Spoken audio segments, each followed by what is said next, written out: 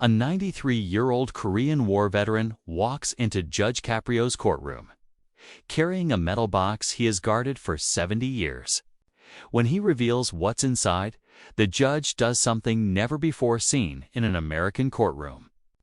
Welcome back to Mercy Stories, where real people encounter real justice in ways that remind us of our shared humanity. Before we begin this remarkable story of honor, memory, and the forgotten war that shaped a generation, tell me in the comments, do you know a Korean War veteran? Their stories deserve to be remembered. Be sure to subscribe, because what you're about to witness will restore your faith in the power of keeping promises. Providence Municipal Court. Tuesday morning, November 2024. Judge Frank Caprio sits at the bench reviewing the day's docket. At 88 years old, he has seen thousands of cases, heard every excuse imaginable, and observed the full range of human behavior. Yet nothing could have prepared him for what is about to enter the courtroom.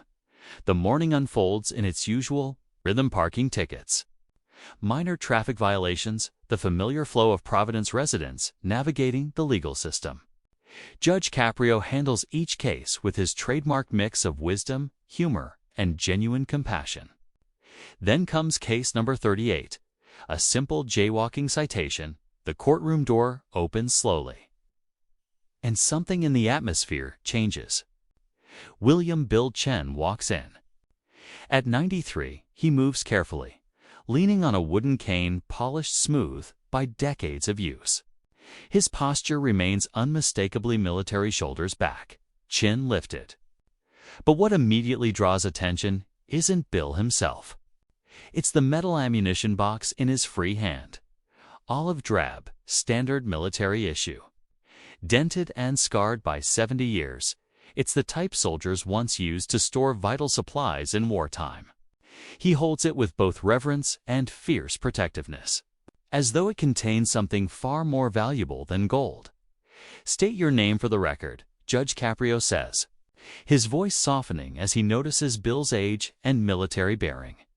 "William Chen, Your Honor, United States Army, 7th Infantry Division, Korean War."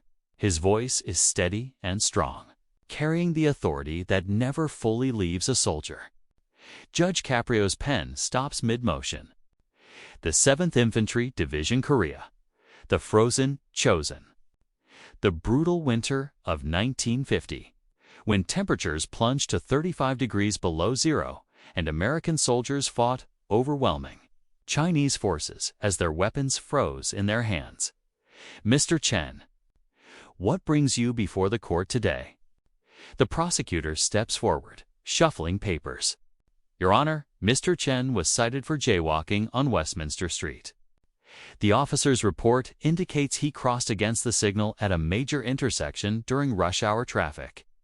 Judge Caprio studies Bill closely. A 93-year-old man doesn't jaywalk carelessly without a reason. And that box, there's clearly a story behind it. Double quotes, "Mr. Chen, can you explain what happened?" Bill shifts his stance, his weathered hands tightening around both his cane and the metal box. "Your Honor, I was trying to reach the Veterans Memorial before the park closed for winter maintenance. I've made this trip every single week for the past 70 years. I'm afraid I didn't notice the signal had changed until the officer stopped me." 70 years, Judge Caprio leans forward. "Every week for 70 years. Yes, sir. Every Tuesday morning at exactly 9 a.m., rain or shine, heat or snow. I made a promise in 1953, and I've never broken it." The courtroom falls silent. Everyone senses they are about to witness something meaningful. Judge Caprio gestures toward the metal box. "Mr. Chen, I notice you're carrying something that appears very important to you. Would you mind telling us what's inside that box?" Bill's demeanor shifts instantly. His grip tightens, becoming more protective.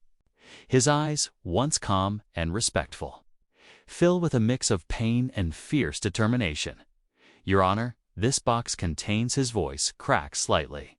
"This box contains the reason I've crossed that street 3,640 times over the past 70 years. Judge Caprio does what he always does when he senses a deeper story. He steps down from the bench and walks around to stand beside Bill, removing the formal distance between judge and defendant. It's his signature gesture, the one that has endeared him to millions. In this moment, he isn't a judge handling a citation. He's a fellow human being trying to understand another person's story. Bill, Judge Caprio, says softly, using his first name with gentle familiarity, "I have a feeling that box holds more than just objects. Would you be willing to share its contents with us?" Bill looks around the courtroom at the dozens of people watching. His hands tremble slightly, not from age, but from emotion. "Your Honor, people might think I'm just a crazy old man when they see what's inside. They might think the war broke something in my mind." Bill, Judge Caprio replies, "I've been on this bench for over 30 years. I've learned that the things we carry often define who we are. Whatever's in that box matters deeply to you, and that means it deserves our respect." Bill takes a deep breath that seems to come from the depths of his soul. Slowly, with trembling hands, he sets the box on the defense table and opens the lid. What the courtroom sees next stops everyone cold. The box is filled with military dog tags, hundreds of them. They aren't randomly placed. Each one is carefully wrapped in tissue paper, labeled with a handwritten note, and arranged with meticulous care. But that's not what makes this moment unforgettable. As Bill carefully lifts out the first dog tag, Judge Caprio's eyes widen in amazement. Each tag is accompanied by a small photograph, a letter, and what appears to be a detailed handwritten note. "Your Honor," Bill says, his voice beginning to shake, "these are the dog tags of 127 soldiers from my unit who didn't make it home from Korea. I've been carrying them, protecting them, and trying to return them to their families for 70 years. The courtroom falls into absolute silence. Bill begins lifting out the dog tags one by one, each movement deliberate and reverent. This is Private First Class James Morrison from Iowa. He was 19 years old when he froze to death at the Chosin Reservoir. Before he died, he gave me his dog tags and made me promise to find his family and tell them he loved them." Judge Caprio moves closer as Bill continues. "This is Corporal David Kim from California. He saved 6 men during a Chinese assault before he was killed. His last words were, 'Tell my parents I died doing something that mattered.'" Bill's hands move to another set of tags. "This is Sergeant Robert Williams from Texas. He was supposed to go home the week he died.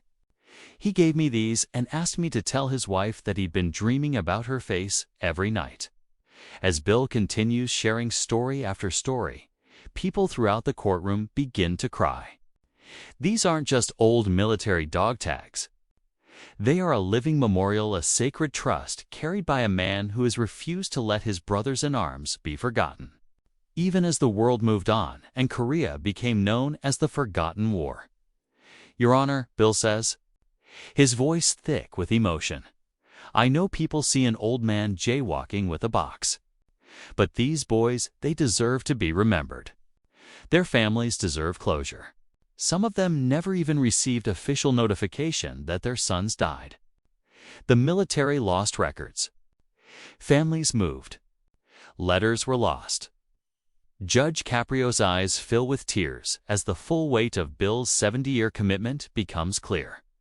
"Bill, how many families have you found over the years?" 83, Your Honor. It's taken decades. Sometimes I spent years tracking down a single family. I've traveled to 31 states, written thousands of letters, and searched through old phone books and church records. When I find a family, I give them their son's dog tags, tell them his story, and share what I remember about him. But Bill isn't finished. He reaches deeper into the box and pulls out a worn leather journal. This is their book. "Your Honor, every soldier from my unit who didn't come home. I've written down everything I can remember, their jokes, their dreams, their last words, the circumstances of their deaths. I add to it whenever I learn something new, whenever I find another family member who shares a memory. Judge Caprio takes the journal with reverent hands and begins to read. His expression shifts from amazement to something approaching awe. The entries are meticulous. Each fallen soldier has pages dedicated to his life, his service, his death, and Bill's ongoing efforts to reach their families. Then Judge Caprio reads something that stops him cold. "Bill, according to this journal, you've been doing this work," he says, looking up with disbelief, while homeless for the past 12 years. Bill nods slowly. "Yes, Your Honor. I lost my apartment when my pension wasn't enough to cover rent increases. But I couldn't abandon my mission. These boys trusted me. I sleep in shelters, sometimes on benches, but I keep the box safe. It's the most important thing I own." The courtroom is stunned into silence. This 93-year-old man has been homeless for more than a decade. Yet he has continued his sacred mission of returning dog tags and honoring fallen soldiers. "Your Honor," Bill says, his voice cracking with emotion, "they would have done it for me." That simple statement, 5 words capturing the essence of military brotherhood, breaks something open in Judge Caprio's heart. The judge walks back to his bench, but he doesn't sit. Instead, he stands at attention and raises his hand in a crisp military salute. "Private First Class William Chen. On behalf of a grateful nation that should have done this 70 years ago, thank you for your service.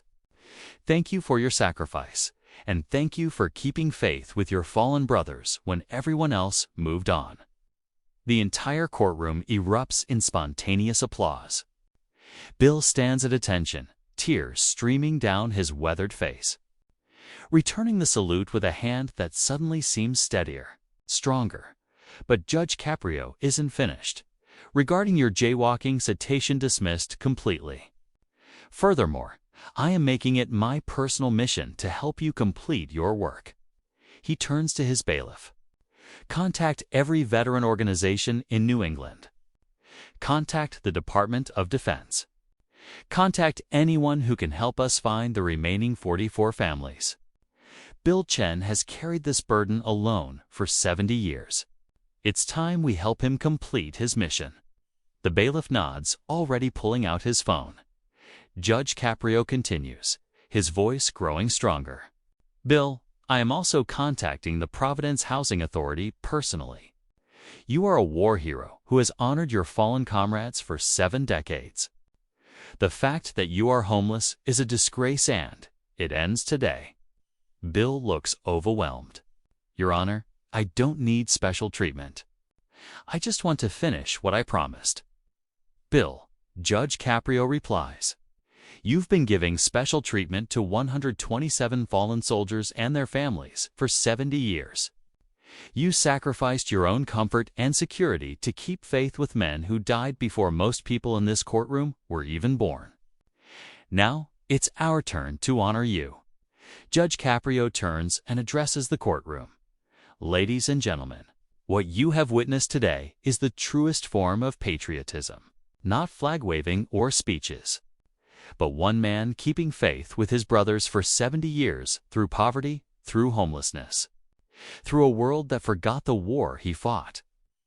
He looks back at Bill. "The Korean War is called the Forgotten War, but you refuse to forget. You refuse to let 127 men disappear into history. That's not just patriotism. That's love. That's brotherhood. That's everything our country should aspire to be." Then something unexpected happens. A woman in the back of the courtroom stands up. She appears to be in her 70s, professionally dressed, visibly shaking. "Excuse me?" "Your Honor." Judge Caprio looks surprised, but nods for her to continue. "My father was James Morrison from Iowa. He died at the Chosin Reservoir." Her voice breaks. "We never received his dog tags. We never knew what happened to him. My mother died 15 years ago, still wondering if he thought about us at the end." The courtroom collectively holds its breath. Bill's head snaps up. His hands move frantically through the box until he finds what he's looking for. He pulls out a set of dog tags wrapped in faded tissue paper. "Your father," Bill says, his voice shaking. "James Morrison. He talked about you all the time. He called you Jenny. He carried a picture of you as a little girl holding a stuffed rabbit." The woman gasps. "That was my 5th birthday picture. He left for Korea 2 months after that photo was taken." Bill walks toward her, moving faster than his 93 years should allow. "He wanted you to know that he loved you so much. That thinking about you kept him warm even when his body was freezing. That the last thing he said was your name." He places the dog tags into her trembling hands. The woman collapses back into her seat, clutching the tags to her chest and sobbing. Bill kneels beside her, a 93-year-old man, his knee creaking with age, and tells her everything he remembers about her father. Judge Caprio wipes tears from his eyes. The bailiff has stopped pretending to work and is openly crying. The court reporter's hands have stilled on her keyboard, but the miracles aren't finished. Another person stands. Then another. Over the next 20 minutes, 3 more family members identify themselves: one woman's uncle, one man's great-uncle, one elderly man's brother. Each time, Bill produces dog tags, photographs, and memories. Each reunion becomes its own sacred ceremony. 70 years of separation end in moments of profound connection. Judge Caprio watches in awe as his courtroom transforms from a place of legal proceedings into a place of healing. He realizes he is no longer presiding over a jaywalking case. He is witnessing something unprecedented: the completion of a mission that began in the frozen mountains of Korea 70 years ago. When the reunions finally conclude, Judge Caprio makes an announcement.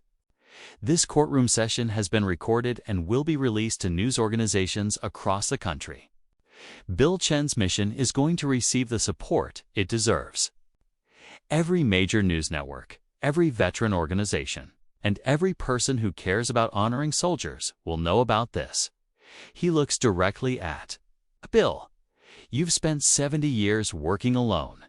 You're not alone anymore." Within 24 hours of the video's release, Judge Caprio's courtroom is flooded with responses.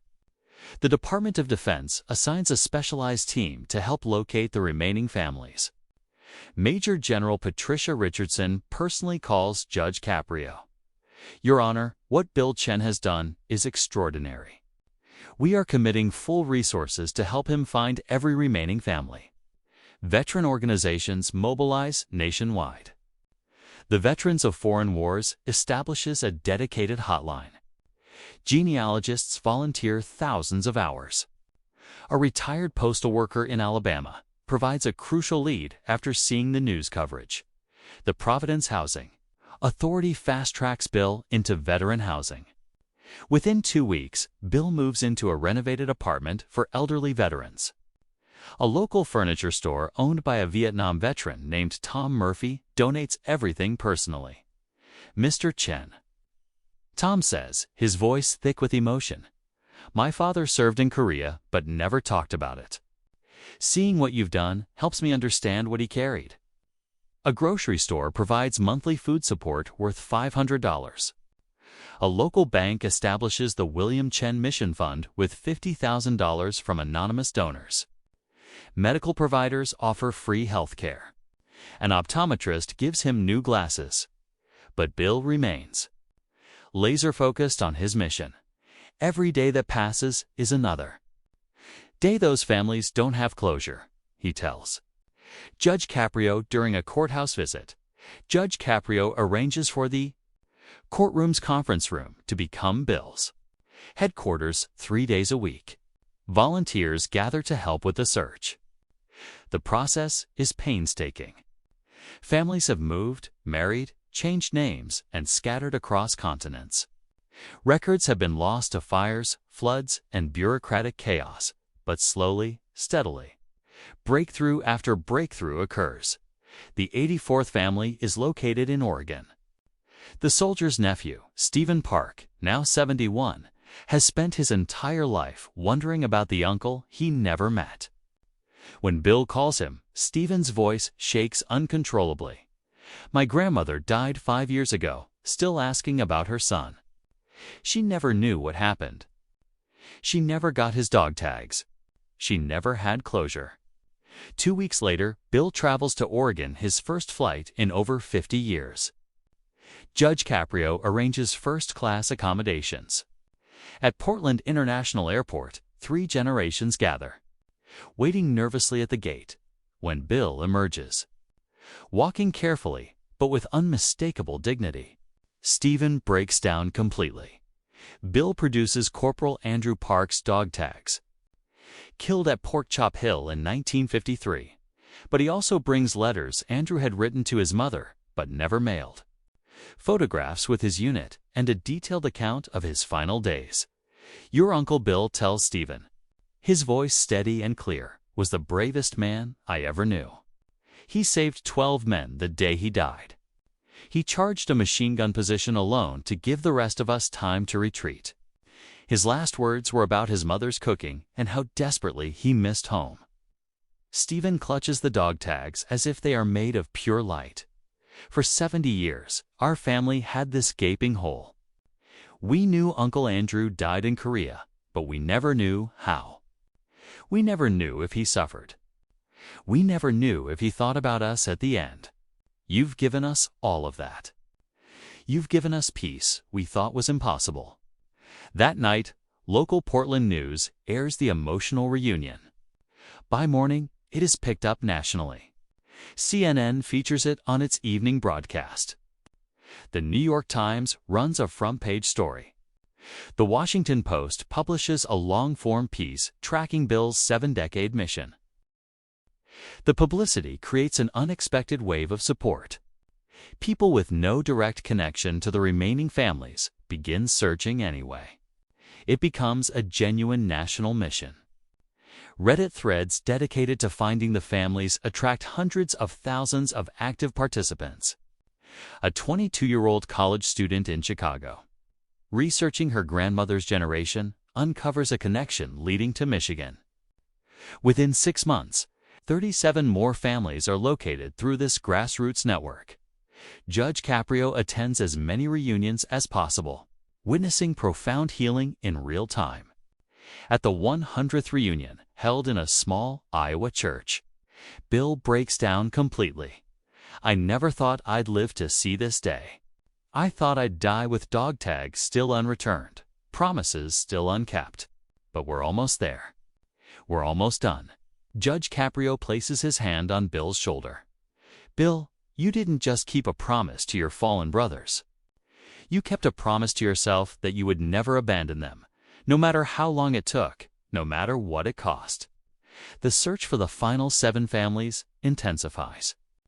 These are the hardest cases soldiers whose families scattered most completely, whose military records are most incomplete, whose trails have grown coldest over 7 decades. But the volunteer network, now thousands strong, refuses to quit. A breakthrough comes from Florida.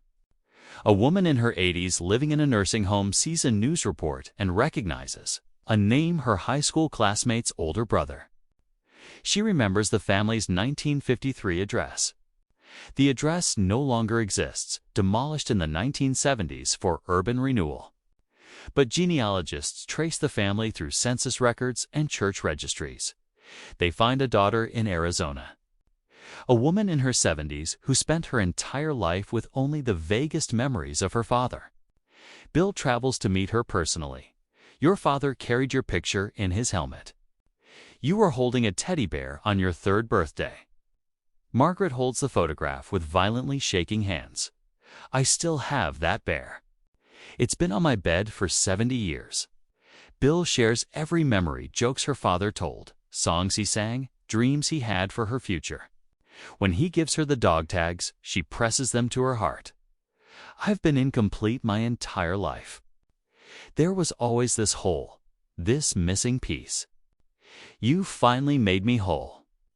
Judge Caprio, present for the reunion. Calls a press conference in Phoenix the next morning. Bill Chen has taught me that true justice transcends time, geography, and even death itself, he announces. He establishes the William Chen Foundation to help veterans complete missions of honor, funded by donations pouring in from across the nation. I'm 88 years old. Bill is 94. We're going to use whatever time we have left to find the remaining families. This mission will be completed. Within days, 3 more families are found. That leaves 3 soldiers, 3 sets of dog tags, 3 promises unkept. Bill, now 95, works with renewed urgency. Every morning, he sits at his desk with the ammunition box beside him. I made a promise to 127 men, he tells Judge Caprio. Not to 124, until all 127 are home. I can't rest. The forgotten soldiers of the forgotten war are forgotten no more. Bill Chen moves into a small but comfortable apartment. For the first time in 12 years, he has a permanent address. But even more meaningful, he has a purpose that is recognized and supported. On the 1-year anniversary of his appearance in Judge Caprio's courtroom, Bill returns not as a defendant, but as an honored guest. He carries his metal box. Upon to now, it contains only 7 sets of dog tags, 7 soldiers whose families have yet to be found. We're not stopping, Judge Caprio tells him. We're going to find every single one. Bill Chen, now 94, stands straighter than he has in years.